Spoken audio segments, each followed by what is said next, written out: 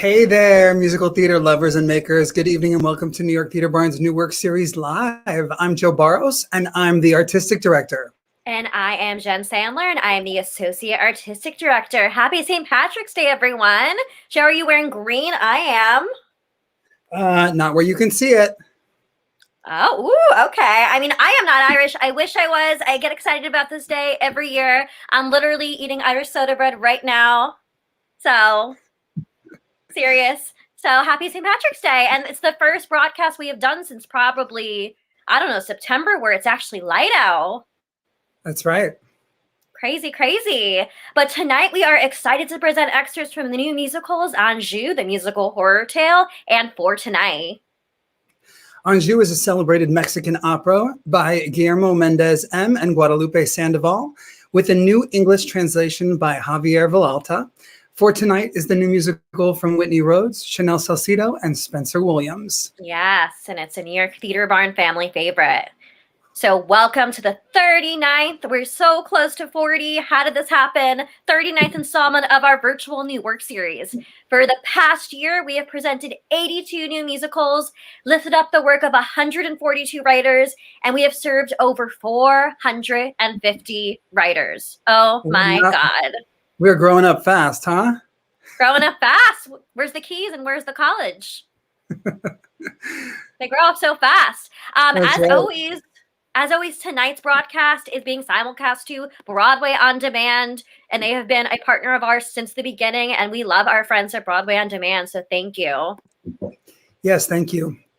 We wanted to take a moment to address the horrific and heartbreaking surge in violence against Asian Americans and Pacific Islanders around the United States over the past year, and most recently, last night. Yes, we are devastated by the heartless murders of 8 Georgians, including 6 Asian Americans. Asian Americans are part of our country's plurality. Together, it is our responsibility to condemn this hate, never tolerate it, and create lasting social change. Right now, there's a great deal of fear and pain in the Asian American community that must be addressed. If you'd like to make an immediate impact, you can support the AAPI Community Fund. There's a GoFundMe page with the hashtag #StopAsianHate, and we're including a link here on the screen and below in the comments section on YouTube. Asian stereotypes perpetuate hate and are so harmful that they are resulting in the murders of innocent people. Today on Instagram, NYTB board member Adam Siegel reposted this quote from Jennifer Chung. Quote, "Your Asian friend may not be publicly sharing their concerns, but it would probably mean a lot to them if you talk to your family and your friends about the rise of hate crimes against Asians. Maybe take some time thinking about how you yourself perpetuate Asian stereotypes." End quote. And now here to tell us more about how you can support New York Theater Barn is one of our newest board members, Giles King. Hi, I'm Giles King, and I'm coming to you from my home in Dallas, Texas. I am one of the newest members of New York Theater Barn's Board of Directors. I'm a director and a producer of theater, film, and television.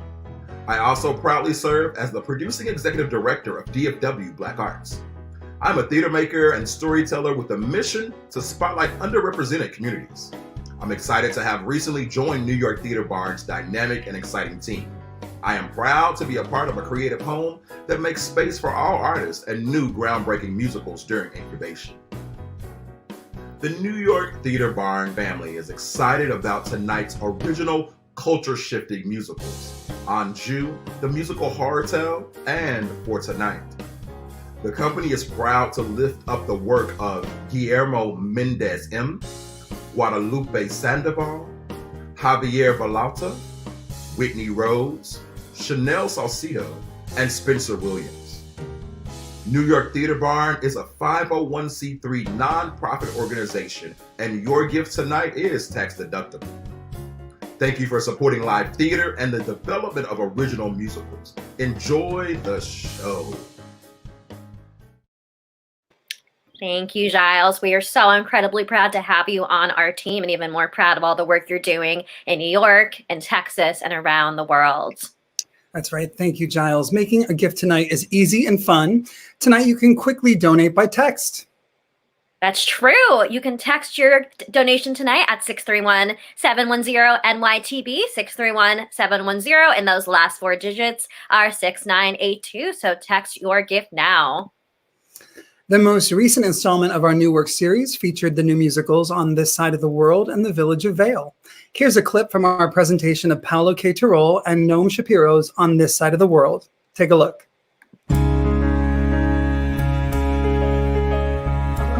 So I started writing On the Side of the World when I was a first year in the NYU Graduate Musical Theater Writing Program. And in that class, the assignment is to choose a community that will inspire a song cycle that you'll then work on for the next 2 years.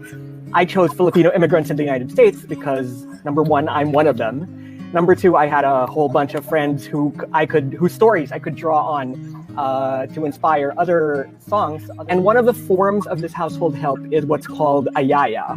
And these are like basically nannies or governesses. But with some families, the yaya stays with a child until he or she gets older. Miss you, yaya, dear, dear yaya, need you, yaya, wish you were here. See, there are Filipinos who are here out of need to build a better life, blah, blah, blah. But there are those who absolutely want to be here entirely by choice, just like moi. So it's not as though it's something Daddy can't afford. It's only minimum wage, including room and board. But he's like, you're heading for New York, and here's the thing. You don't need your yaya. Your idol Vera Lang doesn't have a yaya. It's Tory Burch, as they like to say in fashion, make it work. Well, Daddy, here I am and losing my mind. Are you happy, Daddy? How are you so selfish and unkind to deprive poor Yaya of her one and only expertise? Yaya, come back, please. I just heard Paula present an incredible song called Light of the Home about two overseas foreign workers, women who leave their children and their families in the Philippines to go care for elderly individuals or kids and families in the United States, and about their longing for their family at home while they have to care for other people's families. And I know people weren't sure there would be an audience for these stories. And I said, absolutely, I think that there totally is an audience. These are incredible American stories, international stories. The presence of so many undocumented individuals who live in this country, who come either for political reasons or economic reasons, and choose to stay here, and the conundrum that they find themselves in, especially as there's no clear pathway towards citizenship.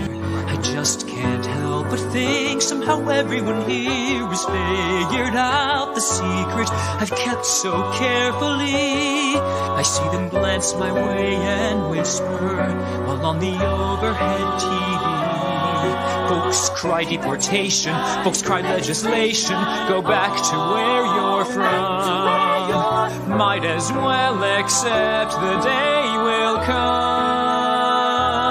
Yes, it may be today. Maybe today.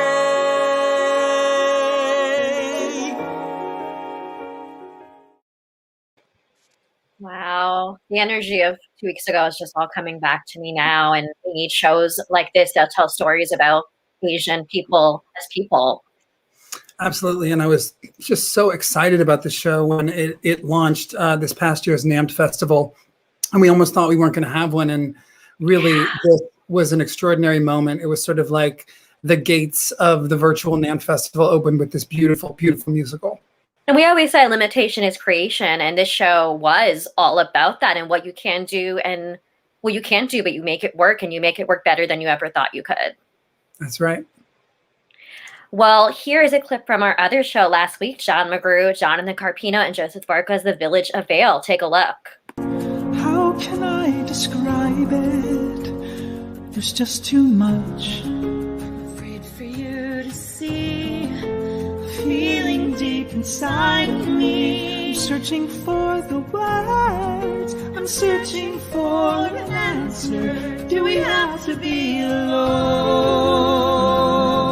So When I was living in New York City, I was lucky enough to live next to the park, Prospect Park, and I spent a lot of hours kind of wandering through with no music in my headphones, just kind of like zoning out and looking up into the trees, because I grew up, in the woods in Ohio, and I found a lot of peace there. And it dawned on me one day on a walk that I was missing the old fairy tale, like the darker fairy tales that really kind of catch you by surprise, and they show like this dark beauty that I think has been missing in modern day fairy tales. I imagined creating a storybook record. We started with this storybook. We didn't even start in the theater. We started with a storybook. And I listened to it, and I was so struck by the world, and I was so struck by the music and the world that had been created. And I think the thing that really struck me about it was I was so drawn to this story of a young woman who has lost her whole family in a pretty tragic way. And she's experiencing some trauma.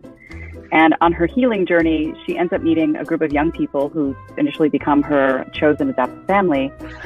And she explores her healing journey by connecting with her history, but also specifically with nature, and then specifically in her also communication with trees.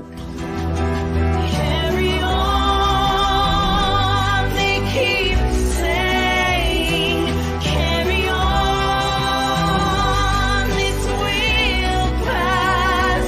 Carry on, this love won't be the last.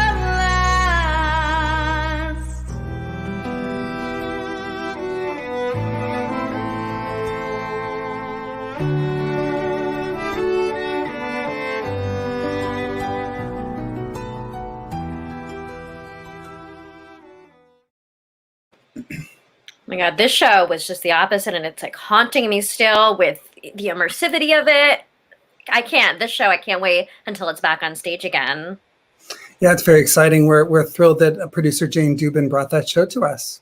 Absolutely. Well, before we start our main events tonight, we wanted to take one more moment to spotlight the amazing work of our friends over at Playbill. In the midst of a global pandemic and the intermission of live theater, Playbill did not rest, and they evolved with our times. Over the past year, Playbill has covered all of the important work our theater community has created, while also presenting live historic events like Anjou, plus teaming up with organizations like Broadway Cares Equity Fights AIDS.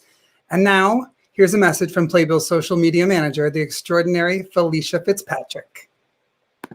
Hello, everyone. I'm Felicia Fitzpatrick, Playbill's social media director, and I'm so excited to be here tonight just to talk a little bit about Playbill and the wild year, now plus, that we have had. I think for so many of us, it's the experience of live theater that draws us to this world and to experience things as a collective. So for that to be, snatched from us was very jarring for so many of us. And when we first started, we were thinking about content, for people being at home. And it was things of like, let's watch all of the Smash episodes, the 2 seasons of Smash, and live tweet them and do daily recaps, because we just thought it was going to be 2 weeks, 4 weeks. And then quickly we realized there was going to have to be something content-wise that would have to be more sustainable. I was so grateful to have a job, and I was also so grateful for Playbill really just diving in headfirst to the digital arena. And I think Playbill was like, let's just try a bunch of things and see what works, which I really admired that philosophy, because it is one of those things where you don't know until you try. And so they were so ready to just embrace digital with open arms. Let's just try to re-engage with what we love about the theater, right? Let's have conversations about it. Let's watch these properties that people love. And then quickly, I think Playbill, and by quickly, I mean several months, really was able to pivot to producing original content and original concerts. So we did the Pride Spectacular, which was, honoring those in the LGBTQ community, the Viva Broadway with Broadway League, honoring Hispanic Heritage Month in October. And another really exciting adventure we had was partnering with Anjou, the musical horror tale, which was directed, produced, edited by the icon, the man, the myth, the legend, Playbill's director of video production, Roberto Araujo, who I'm such a fan of. It was benefit to Broadway Cares.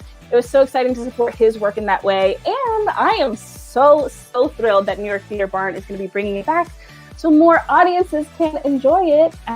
So thank you so much for having me tonight to share a little bit about what Playbill's been up to during these times. And I send lots of love. I hope you find moments of joy during these unpredictable times. And hopefully we'll get to be with each other very, very soon. Wow. It's true. Playbill did start that Smash rewatch. That's how I started watching again. So thank you, Playbill, for so many things, including that. We're inspired and happy to be in your presence and a partner of yours. That's absolutely right. And I also wanted to acknowledge the people in the audience from the UK. We have some performers from the UK. Broadway producer Blair Russell just acknowledged that in the chat. So I wanted to say welcome to those folks. Past your bedtime, and we're happy to have you here. Well, on to the main event tonight. Our first musical tonight is For Tonight, which has a book by Whitney Rhodes, Chanel Salcedo, and Spencer Williams, and music and lyrics by Salcedo and Williams. When their parents die of a mysterious illness in their small Welsh village, surviving siblings Thomas, Hayden, and Nettie are forced to fend for themselves. Inspired by the Romani who once shared their home, Hayden heads off to Liverpool, guitar in hand, to find what he's been missing. There he meets a Romani woman who speaks to his wandering soul. With a riveting indie rock folk score, For Tonight explores the indelible power of home. Doesn't that sound like an incredible show? I have had a great privilege of being part of For Tonight's journey throughout its development, first at the New York Musical Festival, and then at Goodspeed Musicals, Michigan State University, and New York Theater Barn's New Work series back in 2017. Spencer, Chanel, and Whitney are incredibly kind and collaborative, and they've created a new piece of theater that is rooted in epic actor-driven storytelling. Before we bring on this amazing team of storytellers, here is a taste of For Tonight's journey over the past few years.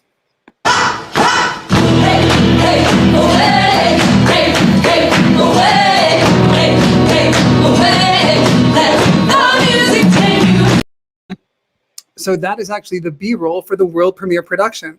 This is a retrospective of For Tonight over the past few years.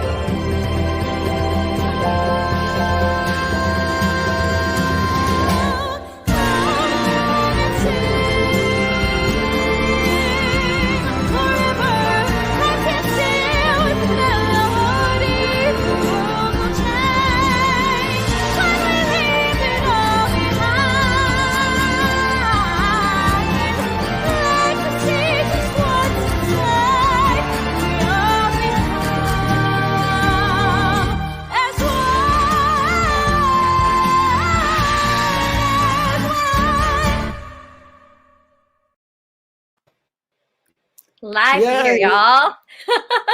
And now joining us from their homes.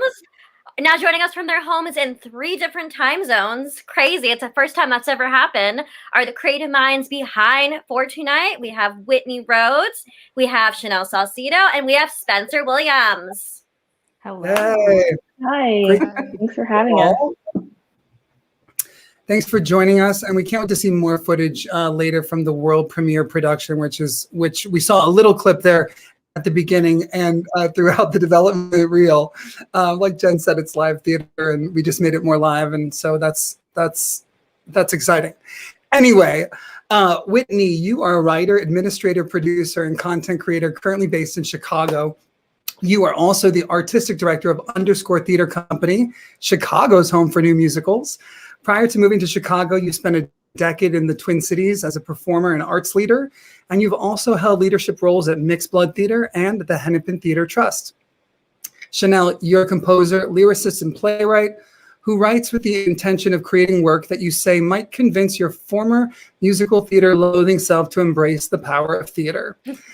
Besides For Tonight, you're currently working on The Mark of Mendelssohn, a musical which explores the life of Felix Mendelssohn, his sister Fanny, and the Curtis Christmas Challenge, a full-length play As a former music educator and music director, you've taught everything from mariachi to music theory. Spencer, you are a queer musical theater educator, composer, and playwright. You are the founder of the educational platform and curriculum Broadway Refocused. I'm currently teaching this extraordinary teaching unit to my students at the New York Conservatory for Dramatic Arts. And you are also the host of 2 new podcasts, Broadway Refocused and Musicals with Impact. Jen and I both have had the honor to be involved as both guests and help feature many of New York Theater Barn's writers.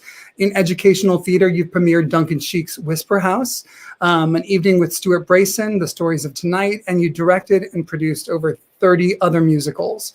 Also, you've directed choirs at St. Peter's Basilica in the Vatican, Paris, France, Cadogan Hall in London, and Canterbury Cathedral. Is that it?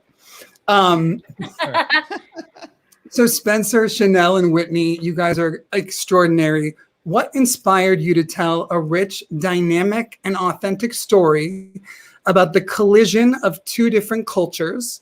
And how did the 3 of you come to collaborate on this piece? It's a very loaded question. Yeah, it's a big question. I'll jump in first. So Chanel and I were looking over my great-great-great-grandfather's journals about 8 years ago.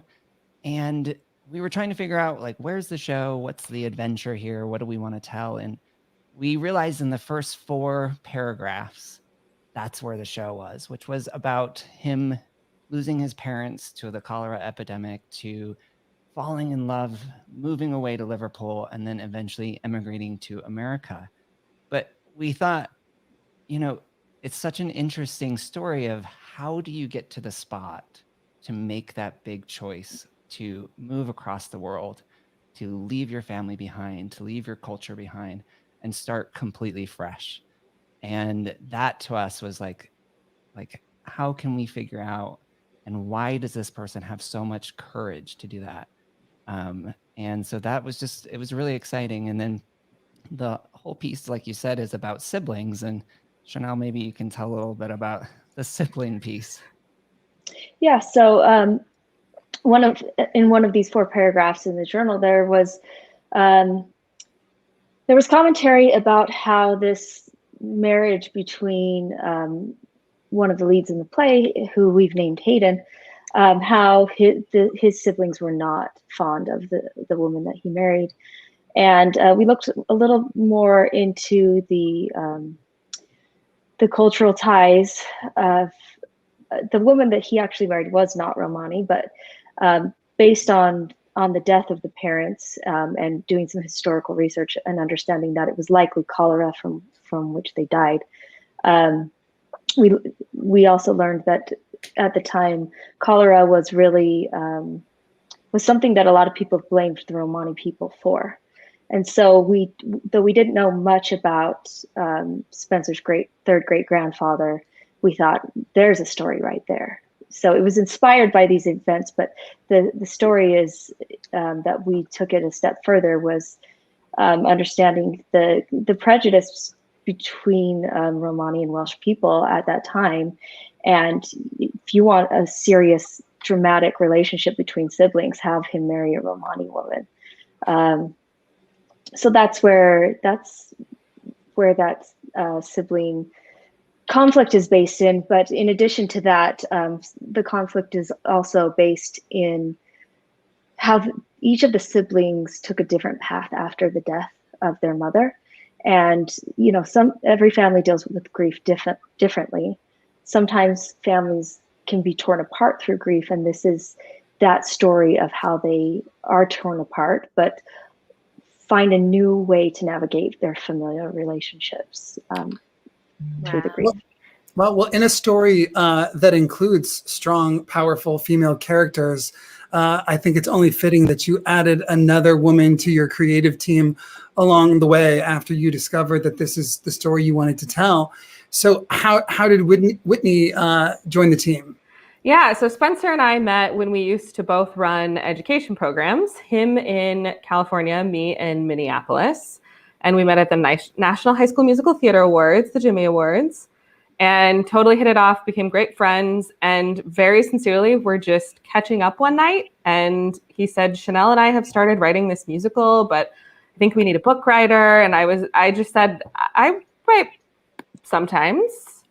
Send over the idea, and we'll give it a shot. And so I sent them a couple of one-act plays that I had written, and the rest is a whole flurry of Google Doc across the country, bits and pieces of history. And why did the story resonate with you? Why did you have to be involved? Yeah, I think all of what they've said so far is really true. And for me, as someone who grew up in Lincoln, Nebraska, and went away to college and never looked back, I really resonated with that idea of discovering my own path, forging my own path, and the challenges that come along with that, and sort of the ways that you have to navigate the idea of home, and that as you get older, it really becomes a people and not necessarily a place, and how we redefine that idea. And so that really resonated with me. And their score is out of this world, which you'll get to hear. So also when you hear the music, it's you just don't say no. And writing with two people that you really like, please sign me up every time. It's easy. Well, we want to keep talking about the music and the development of the show. So we're going to bring on Drew Butke, who has been your music director for the entire process. Hi, Drew. Hey, everybody. What's going on? Nice to see you three. And nice to see you and Joe and Jen. Hi, friends. Hey, Drew, you've been a part of this project on multiple continents. How do you feel about the score? How do you think it transports the story? And how have you strengthened the piece by working on it? Well, to be quite frank, I don't know that I personally strengthened it, really. I've just really taken what Chanel and Spencer have created as far as the music and really just transported it to these different casts and to a different set of circumstances each time, trying to keep consistent their own sense of quality and excellence and authenticity based on how Chanel and Spencer write.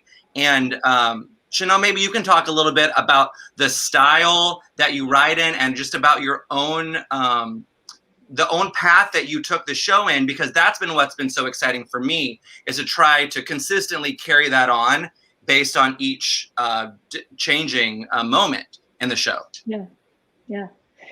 So as far as the score goes, we really attempted from the beginning, the goal was to create a score that could, out of context, be standalone songs that would be just fun to listen to, that you could put on in your car, that you could just enjoy out of context. But then, of course, they need to drive the story.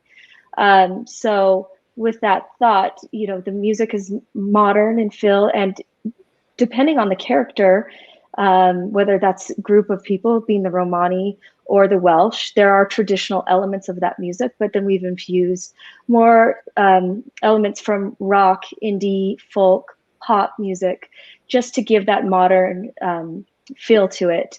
But you'll notice if you listen throughout the score that there are themes based on character. There are certain instrumentations that are used. For example, the Romani instruments traditionally used. You'll hear harp, you'll hear violins, you'll hear some of those folk acoustic instruments, but then some of the internal moments of the score is really where we take it to this modern feel, where characters are having an internal moment. Then you hear these electric guitars and just these ideas of to helping drive the emotion of the score. Well, and what's so cool about it is that you've expanded it beyond something that is simply limited to the time frame that you wrote the piece in, is that you guys sort of blew up the influences that you were willing to invite musically into it. So while really taking care to bring Welsh and Romani and historically accurate ideas and languages and words and just textures, choral textures and rhythms, you also just embrace that you are just one of the best pop songwriters that I have ever heard in my entire life. You know how to write an amazing pop song. And so that, coupled with this amazing gift of wanting to harness the power of these characters in the world of your pop music is really what gives this show to me so much energy. And honey, that's why I haven't gone away for 7 years. They're stuck with me because I bop around the apartment to the tunes regularly. Well, and I think it harkens back to the history of musical theater, which used to be the pop music of the generation. And I really, that was, that idea I think is really cool too, that absolutely music can be pop culture. So what before we go, that you have, not only do you have pop rock and you have the sound of the Romani village, you also have Welsh folk songs that you've written. And I love when both worlds really collide at the end of Act 1 in your extraordinary quartet Home, which I think is the backbone of your show, and the glorious sound of the end of that moment that is a cappella with your full company, and then how that evolves in Act 2, transcending even into the Romani world, especially in your song One Step, Don't Forget Me. I'm saying these songs because we're not going to see them tonight, but it's an epic moment for a character who's a woman of color, and it's just it's a credit to your great songwriting and really clear storytelling. So before we... Well, it just sounds like Joe has a crush on the show. Joe. Oh, he does. He does. So before we get into the amazing songs of this show, can we quickly walk through your development path? We saw that amazing video, but I know you started your journey at NYMF, Rest in Peace New York Musical Festival. And where have you gone since? So from NYMF, we went to Goodspeed Musicals, and then Michigan State University. And then we had the amazing opportunity to go to the Isle of Man, which was incredible. Drew joined us there. And then ended from there, we did the New York Theater Barn. And then our final world premiere that we had was 2 years ago, which is amazing that it was 2 years ago, at Queensbury Theater in Houston, Texas. And we have a little B-roll from that we're going to show. So here is that production.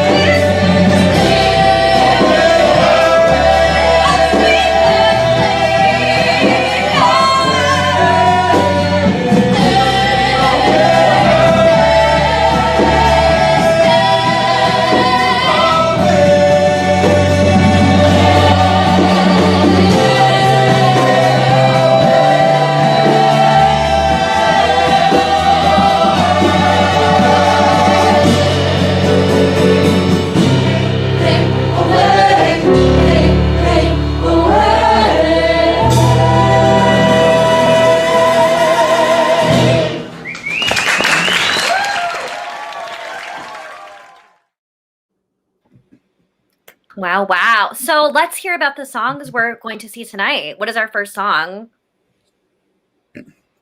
Chanel? Is it Keeping Us Alive? It is. I have to ask you guys. I'll tell you a little introduction to this piece.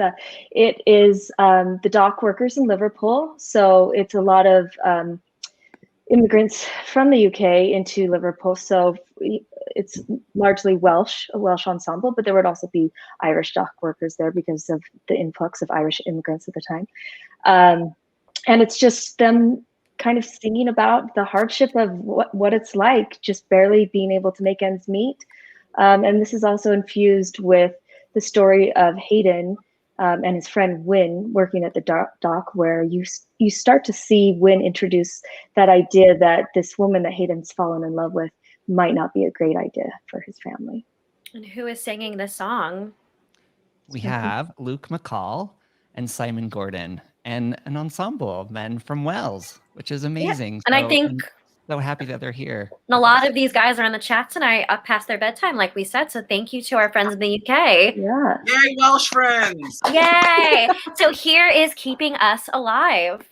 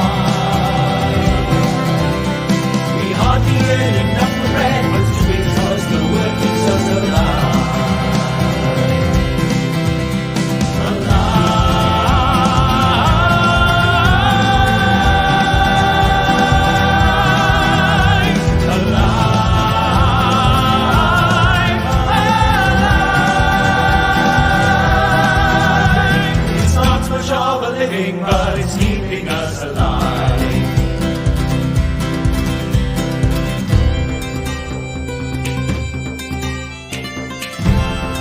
Now, come on, Gwen. Don't give me that look again. Ha! Start showing up on time and you'll get my prettiest smile. But there's a mountain of blokes lined up for this job, so get to work. Each evening as I rest my head, I pray that there will be a ship at bay. Dear God, I need this work so that my family will see another day. I lived in snow and load in rain and never think of staying home inside. 'Cause any work is work enough, I'll take the job that comes in with the tide. Alive.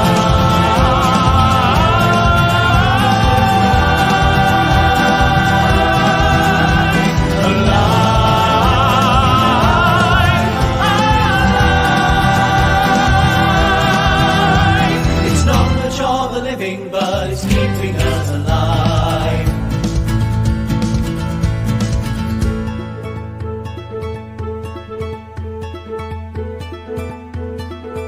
So, what's her name, and more importantly, does she have a sister? I've no idea what you're talking about. Oh, it's alright if you don't come home at night, Parry, but there's no need to hide your love from me. Gonna make me guess then? Alright. It's the girl with the big eyes and the big... Morella. Her name's Morella. Huh. That's not the proper Welsh name I was expecting. Oh, so now you're suddenly concerned with what's proper. Listen, Hayden. Your family's been through so much, and this is something Thomas won't allow. I see how much they love you, but they may not understand the life you found. Nettie will understand. She wants you to be happy, yes, but Thomas, this could break his lonely heart. And there may be no turning back, so please make sure this girl is what you want. It's fine.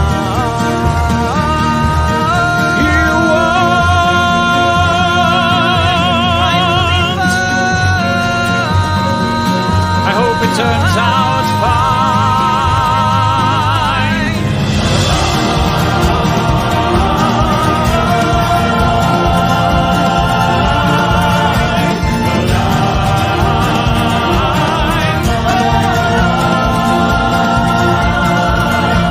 It's not much of a living. It's not much of a living. No, it's not much of a living. It's not much of a living, but it's keeping us.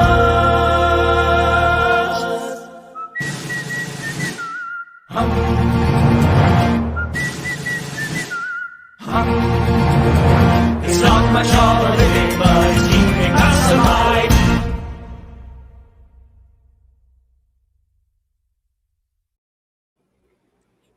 Wow, these comments are fire. Look at this. Such a fantastic number with great orchestrations. Well, now tell us about the show's title song. No, So tonight, before we have that Oh, title you're right. song, we have a big announcement that they have been teasing for weeks now. So do we want to talk about it? Yeah. Yeah. It's like so hard to even put it out there because this is something that we've literally been dreaming about for 8 years. And we get to finally announce that we are going to have a UK concept album of all 25 songs. And we are thrilled. Yeah. It's so exciting. And where can people learn more about this album and get updates about it? So we're just launching the website. You see the new logo for our album. So we're really starting this journey. So we would love for people to come on this journey with us, and you can see the website there. But we have amazing people over in London, Joseph Purdue, working on taking our Chanel's orchestrations and bringing them to life. And then also we have a music director over there who's going to help with the ensemble in Wales. His name is Iestyn Griffiths. So it's just really exciting to be able to work cross-continentally in a pandemic on this, but it's so exciting. Well, Hey. you have the support on the chat. Look at everyone is freaking out. Congratulations. That's right. And it's just apropos for the year, right? We're in a pandemic. Why not make an album in the UK? Exactly. There you go. Absolutely. And it's what we've been saying because, as we've announced, we've created Theater Barn Records for musicals in development.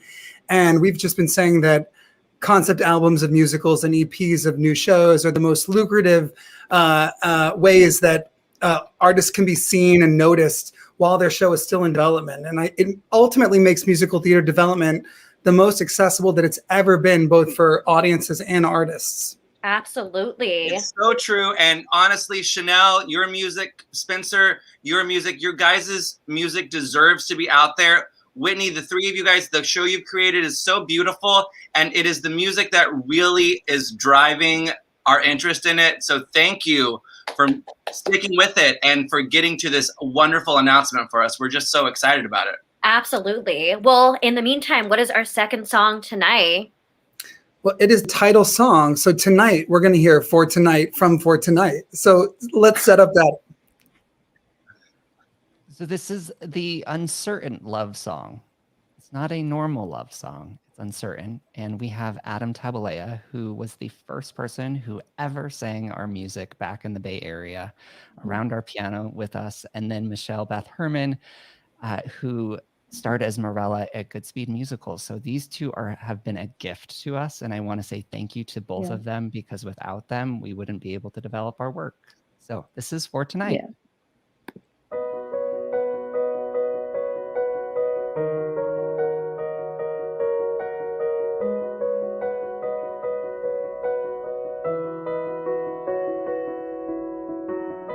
You asked me to meet you, then you make that face. I see you need something, so now we're in this place. I'm told I should fear you, yet I don't know why. Is it 'cause we're different? Should we just say goodbye? Let's pretend this for tonight, that this is all we need. As if this canopy of stars will shelter all our dreams. The only warmth I ask is just to stay here by the fire, and let me watch you as you sing of things that you desire.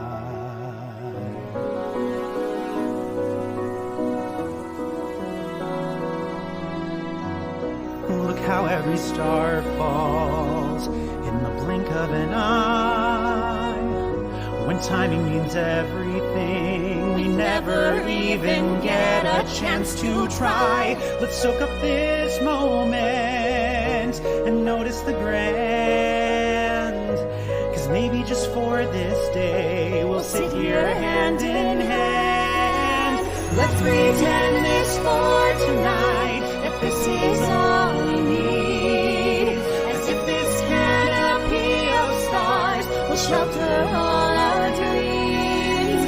The only warmth I ask is just to stay here by the fire, and let me watch you as you sing the things that you desire.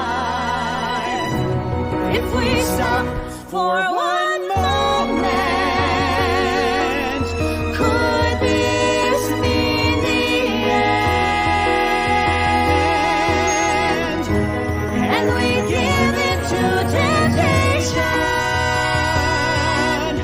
Will we still be friends?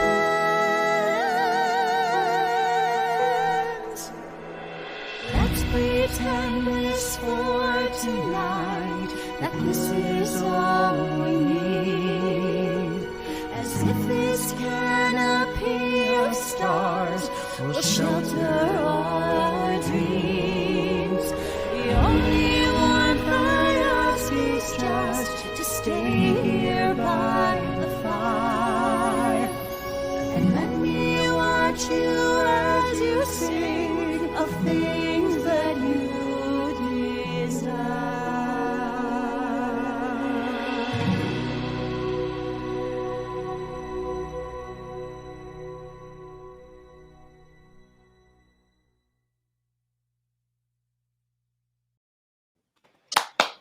Yay. Yay. Thank you so much to Michelle and Adam, and thank you, Whitney, Drew, Spencer, and Chanel.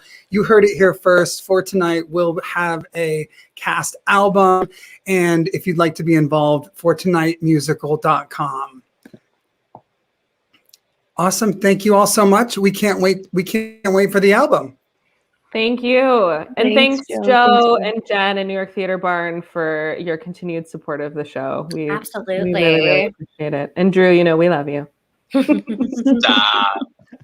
We'll Drag see Drew everyone. around everywhere. We'll see everyone soon. Thank you. Thank you. Jen and I have this running joke in the subject line of her daily call for the New Work series. Whenever we do it on a Wednesday, it goes out at 10 a.m. And at the end of it, it says like, all this stuff is going to happen for tonight. And I tell her, I said, every time you send it, I think, are we doing for tonight? What's happening with for tonight? And so today it was like for tonight, which was really amazing. Well, no, I switched it up tonight because I knew you would be confused. So Awesome. So, well, now it's time to move on to our next show, Anjou, the musical horror tale. yes, Anjou has music by Guillermo Mendez M, lyrics by Mendez M, and Guadalupe Sandoval, and a new English translation by Javier Villalta. Anjou, the musical horror tale, is a modern Mexican opera which recently had its English language premiere. The musical is a cautionary tale set in 16th century France, revolving around the massacre of St. Bartholomew in 1572. Using Renaissance-inspired melodies, modern orchestrations, and Latinx-influenced tunes, Anjou turns a tragic moment in history into a riveting exploration of kindness and acceptance against a backdrop of injustice, prejudice, and ruthless ambitions. How about Wow. that? Powerful. And now joining us from their homes is the writer of the English translation of Anjou, Javier Villalta, and producer-director and amazing person, Roberto Araujo. Hi, Hi, guys. everyone. How are you guys? It's great to see you both. Thanks for being here. Thank you. Javier, I know you're coming. Javier's coming to us from Calgary, Canada, our neighbor from the north. And Roberto, you're right here in NYC, which doesn't, most of the people tonight were not in NYC. So we're happy to have you here. Thank you for having us. Drew Watke says in the chat, yes, international teammates. I love that. So Javier, you are a Mexican-Canadian visual performance creator, stage director, movement coach, and translator. As a stage director, you have collaborated with Canadian companies such as Theatre Calgary, Sage Theatre, Downstage, Storybook, and Arts Commons. In 2005, you co-founded, along with Black artist Norma Lewis, the visual performance ensemble Broho.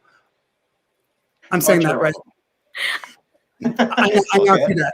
The visual performance ensemble Ocho Rojo. With this group, you have devised 5 interdisciplinary creations and traveled Canada and as far afield as Mexico, the Czech Republic, Sweden, France, Taiwan, and the UK. With Ocho Rojo, you were awarded the Innovation in Performance Award at the 2016 Staff Festival in Stockholm, Sweden, and were nominated for 2 2021 Off West End Awards in London. You've translated the text 100 Love Poems and a Song of Despair by Pablo Neruda and Federico Garcia Lorca's Rural Trilogy. Roberto, you're a Someone's performer. grandparents are cavelling. I just want to say. What's that? Is it one of your grandparents are cavelling? I think that was actually Michelle Beth Herman's grandparents are cavelling. Oh, sorry. I was like, what is she talking about? It's all good. Roberta, you're a performer and you've been a part of our New Work series twice for Sueños, Our American Musical. You're a director, producer, photographer, and content creator originally from Mexico City. As the director of video production at Playbill, you've created several recurring series, including Playbill the Game Show, Elevator Pitch, and From Ballet to Broadway, as well as being a producer and editor of the recent virtual concerts, Pride Spectacular, Women in Theater, and Viva Broadway, Hear Our Voices. You even recently directed the New York City Gay Men's Chorus holiday concert, Sweet is the Sound, and you've directed and produced your own solo show, Do You Dream in Spanish, at the Green Room 42. He does it all. That's right. So Javier and Roberto, what was the impetus for your collaboration, and why now have you chosen to translate Guillermo Mendez M and Guadalupe Sandoval's celebrated modern Mexican opera? I think the beginning of this idea, it started around the summer last year when we were all stuck at home, craving to create things.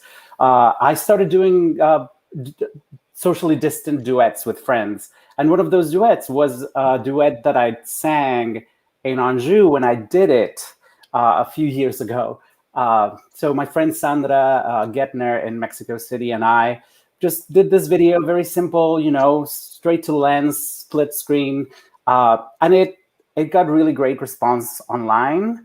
And that's when I was talking to Javier, and he is the one that said, let's do the whole show.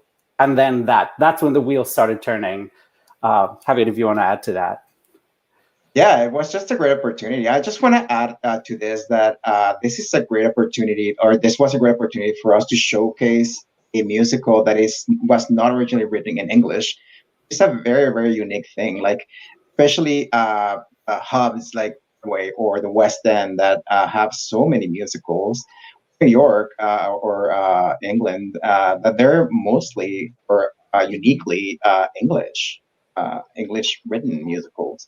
So to open the door to what's out there in the world, which I'm sure is full of amazing things from different composers, that really enrich the world of musical theater. So the idea of translating something to introduce a show that is Mexican, not only Mexican, but that we're not talking about our culture, say, but it proves that we can talk about anything, that not because it comes from a specific place that we don't need to talk about our background specifically, things that maybe can become a little bit trite very fast. So that something that talks about a theme that can be written anywhere, and we were really proud that it came from Mexico and that it can be to the same standards as an English written musical. And what was it like working with Guadalupe and Guillermo to adapt this tale? Was the process very close with them? How did that all work out? They were so generous with their time and their talents and their work. I approached Guillermo and I proposed the idea, and I'm not sure if he knew where I was going with this, because we've been seeing this virtual concerts in a very specific format, and after editing for hours this specific format, I wanted to break away and do something a little different, just for myself. And they gave us their blessing, and we're very grateful that they were so supportive with us to make this happen. One thing to note is that they're both very celebrated artists in Mexico. I mean, they may not be known outside of where they work, but they are actually very well known, and very resilient as well. Very, very strong artists that are very well recognized in Mexico. So it was a bit of a privilege to be able to expose this to audiences that they wouldn't have a chance to otherwise. And I know they couldn't be with us tonight, but we have a video from them about why they wrote the show. So let's take a look at that.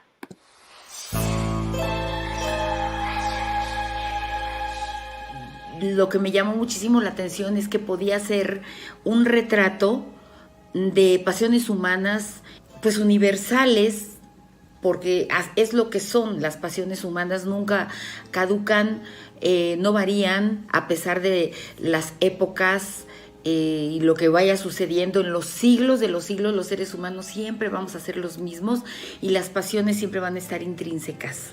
Anjou es para un buen dramaturgo como recibir un estupendo plato de frutas jugosas, muy variadas.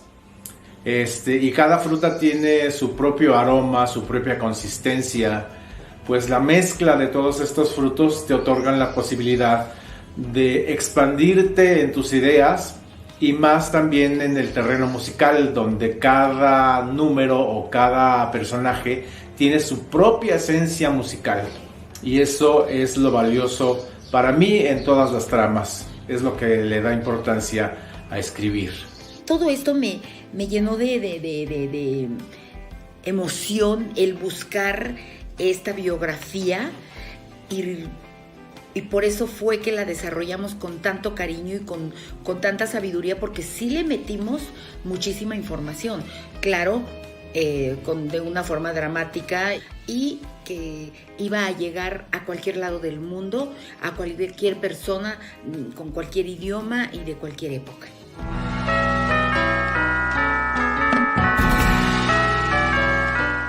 Los autores que más me han influido son Andrew Lloyd Webber, Stephen Schwartz y Leonard Bernstein.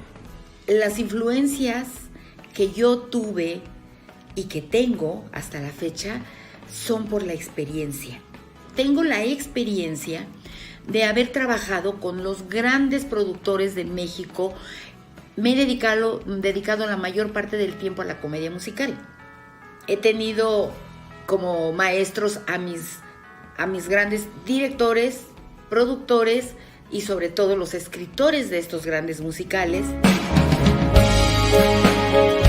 Universal, inteligente, no es una sola palabra, pero creo que de buena calidad. Un gran musical. Pues se llevan una gran experiencia, se enamoran de este espectáculo. Eso es lo que yo deseo, que el público que se sienta a ver el espectáculo o escuchar la música sepa que ha valido la pena su tiempo, su dinero y su interés. Que en México estamos capacitados para producir este tipo de obras, capacitados para escribir y producir este tipo de obras que son de nivel internacional.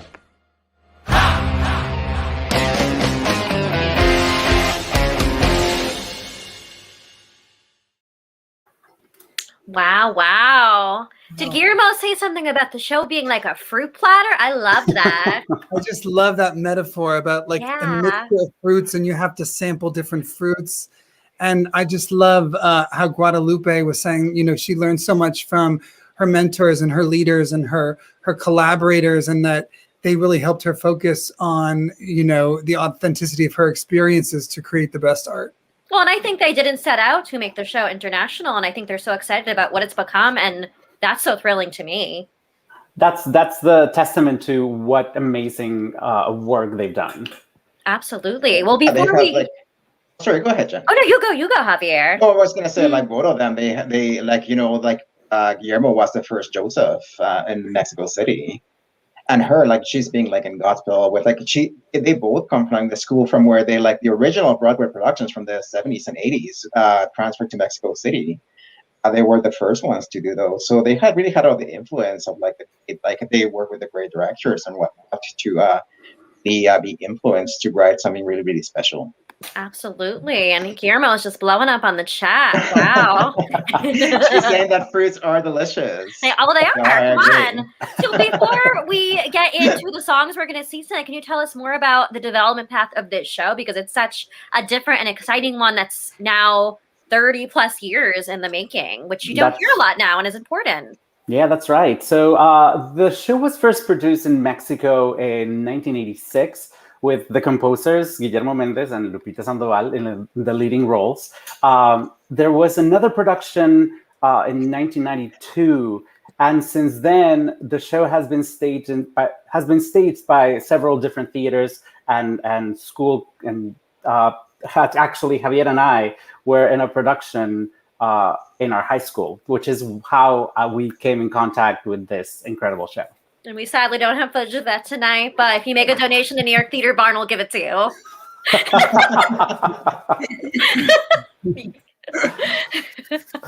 Anyhow, what are we going to see tonight? Great. So first, we're going to see the prologue. So as the show begins, the spirits of the people who died in the San Bartholomew's Day massacre appear to tell us this cautionary tale, this tale of horror. And who is singing that song? We are going to have Nathan Cockcroft, Kevin Curtis, Gabriel Hyman, and Michael Perry Jr. Amazing. So here is Tale of Horror.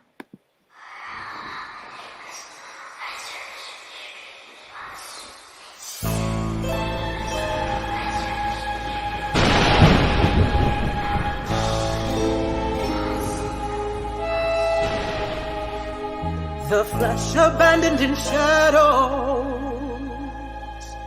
feeding ravens and rats alike. Embraced with passionate maggots is the heart that you once denied. If you don't tend to your conscience, and from demons you take advice,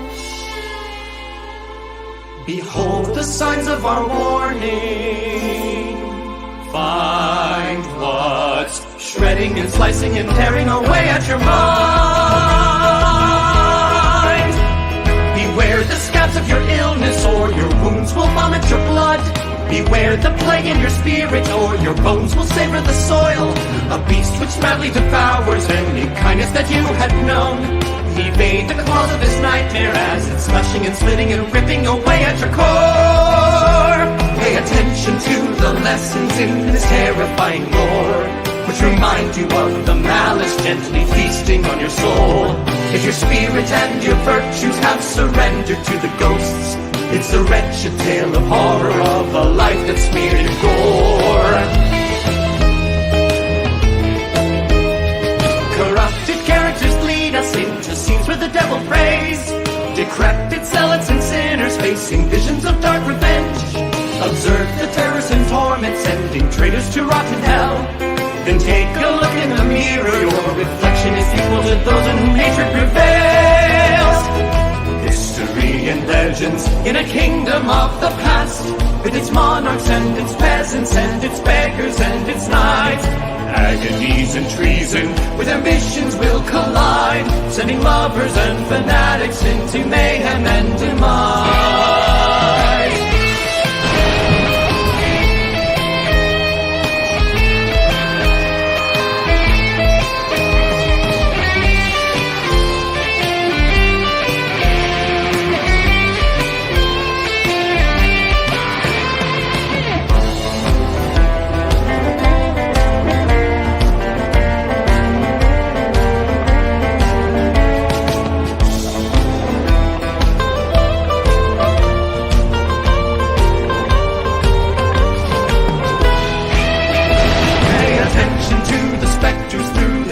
Machiavellian trail, which implore you to consider all the sorrows of the grave. If you murder your convictions, your affections, and your truth, it's a wretched tale of horror with no mercy, no redemption, no compassion, no salvation, no benevolence for you.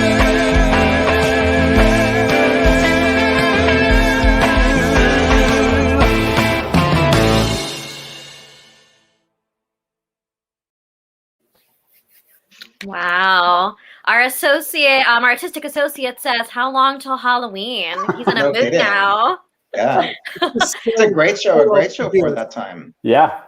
So what about the show do you think transcend time so much that made it relevant in 2021? And why do you think it's so important now? I mean, I think this has Shakespearean magnitude. It's about the emotions, and it's about a moment in history that keeps repeating, about the atrocities that happen and the abuse of power, and it just really carries that message and that emotion through. And I think that is why it doesn't matter who plays these characters. We had the most diverse cast. That's why we had 4 Catherines, we have 5 Henrys, and they all brought their own toolbox to bring the best they could to tell this incredible story.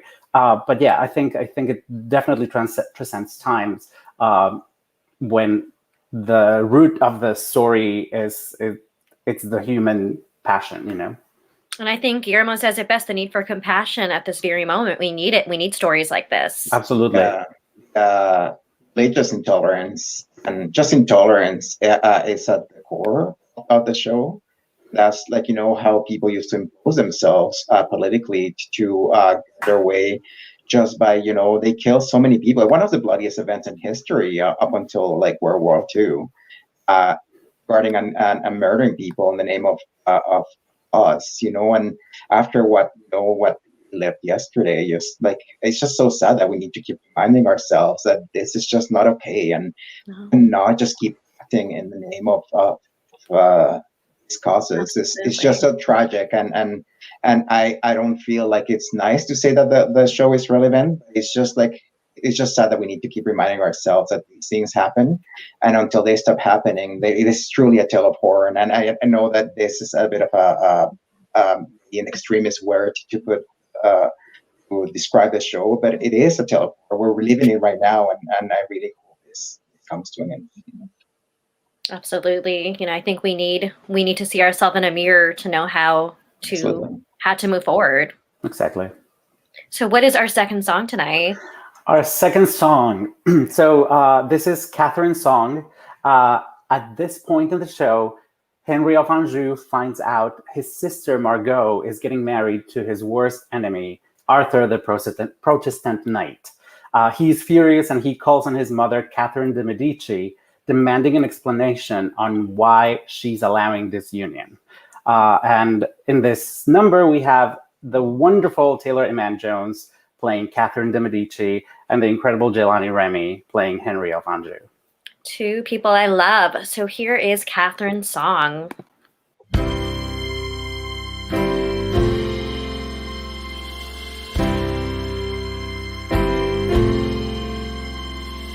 Hush, my little angel, I am here at last, there's no need for tears. Now, my little angel, come to my embrace, let's calm all your fears. I will heal your pains and your woes away in my warmth, you'll be at peace again.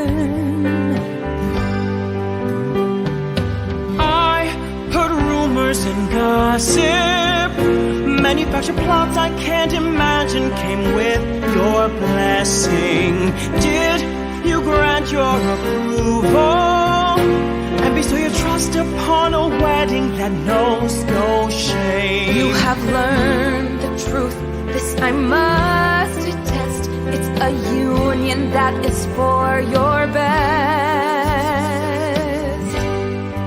How can you betray me and our kingdom?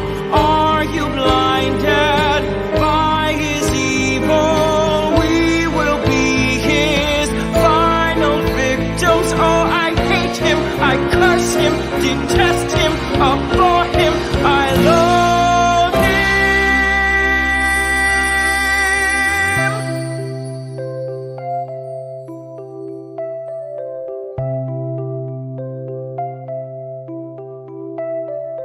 Hush, my little angel, deep inside my soul lies your abode. Oh, my little angel, the one I adore, gift from the Lord. I will slash the thorns, calm the howling storms, soothe tempestuous torments with my song. My stars are your guidance, shining by your side, lighting your nights, we will be eternal. Son, I am your mother, your mother. I will guard with care your tender slumber. I'll appease your grief, make your sorrows brief, ease your ache with sweetening relief. One love has been proven to be unconditional and true, and as the crown stands radiant in my vision, it belongs to you. I'll give you power, such power, imposing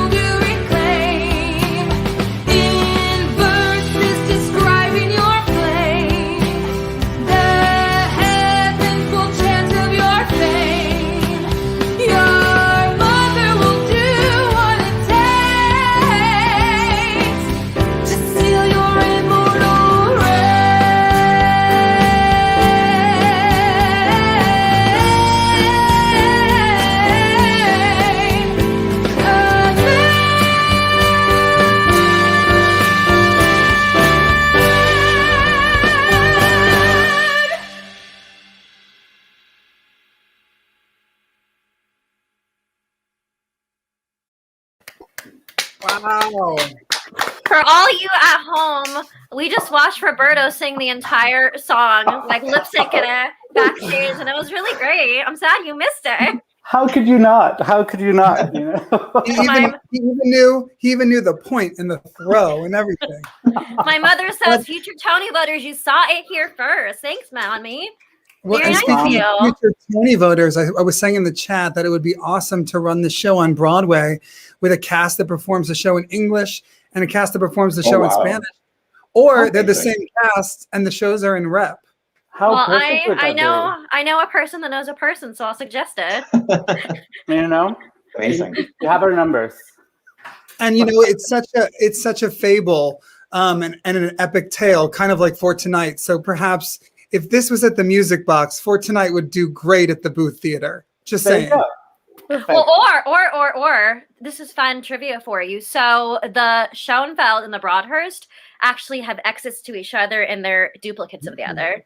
Just so you know. Oh, look at that. Yeah. Thank you, Jen Tepper. And you can also hear the air conditioner from the Booth Theater in the Schubert Theater, which had to be turned off during Paul's monologue during a chorus line. They dressing rooms can hear each other probably too. Yeah. Well, we'll be here all night if we keep talking musical theater. Anyway, Roberto and Javier, thank you so much for being with us. Thank you so much for the support. Amazing. Joe, we want to make sure people can learn more about the show on your Instagram account, instagram.com/Anjou the musical. Thank you both. We can't wait to see this multilingual co-production on Broadway. We'll see you guys soon. Thank you so much. Thank you. Wow. What a show. Sure was. That is our show for tonight. We'll be back in 2 weeks on Wednesday, March 31st at 7 p.m. Eastern Standard Time with the new musicals Starry and Seasons. Starry is written by Matt DeHaan and Kelly Lynn D'Angelo, and Seasons is written by Tyler Tafoya. Yes. And next Wednesday, March 24th at 7 p.m. Eastern Standard Time, please join us for our second A Seat at the Table roundtable event, spotlighting women in theater through a robust conversation moderated by our friend, multi-hyphenate actress and writer Christine Toy Johnson. Acclaimed women and leaders of the American theater will discuss the obstacles and opportunities that women in the theater community are currently facing. Together, these women will take up space to collectively investigate, inspire, and ignite the future of the performing arts. New York Theater Barn is committed to creating a safe space to have uncomfortable conversations comfortably and believes that there is a place for all of us at the table of the American theater. Absolutely. And if you missed the last one, you got to come to this. And if you saw the last one, then you know how this works and you are in for a treat if you can get there and be with us. So joining Christine at the table, as you can see here, our Tony-nominated actress and writer, Melissa Irico, Avenue Q and Smash alum, aka Linda the stage manager, Miss Anne Harada, actor and Broadway veteran, the first Elsa, who is a woman of color, Miss Ashley Blanchett, a strange loop, and our friend L. Morgan Lee, actor and disability consultant, the fabulous Ali B. Gorey, Tony-winning producer of Jagged Little Pill and many others, Eva Price, director, choreographer, and Stage Directors and Choreographers Union member Maria Torres, and director Sammy Canold. So what a group that is. Oh my God. Sure is. And tickets are variously priced and at a pay what you can scale. A VIP option will even give you access to a Zoom cocktail party after the panel. Zoom. Zoom. Zoom. You can head to our website to purchase your seat, and we've also linked the page in tonight's video description. It takes an incredible amount of work to make tonight's show happen, and in order to continue to lift up artists and original musicals, we really need your help. Please join our generous donors by making your gift today on our website at nytheaterbarn.org/give. As we said, you can also donate quickly by text at 631-710-NYTB. That's 631-710-6982. Those details also follow below in the video description. Again, that number to donate is 631-710-NYTB, 631-710-6982, or nytheaterbarn.org/give. Thank you for tuning in. And make sure that you vote for Theater Barn and not Kelly Clarkson or Ruben Studdard or Clay Aiken or any of those people. Or all the people on Dancing with the Stars, or The Voice, or Big Brother. Pick your favorite reality show. We got you. So thank you for tuning in tonight. And as always, thank you for supporting live theater. See you Yes, soon. thank you. See you soon. Good night. Good night.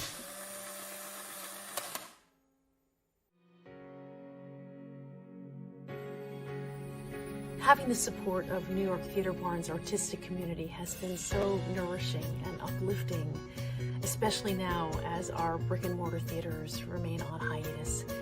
And I've been so grateful to have a place to gather and share our work. And I just want to say that New York Theater Barn is very special. It has several different programs that help development of musicals. They're looking out for theater. They're looking out for new shows. They're looking out for new artists and new creators.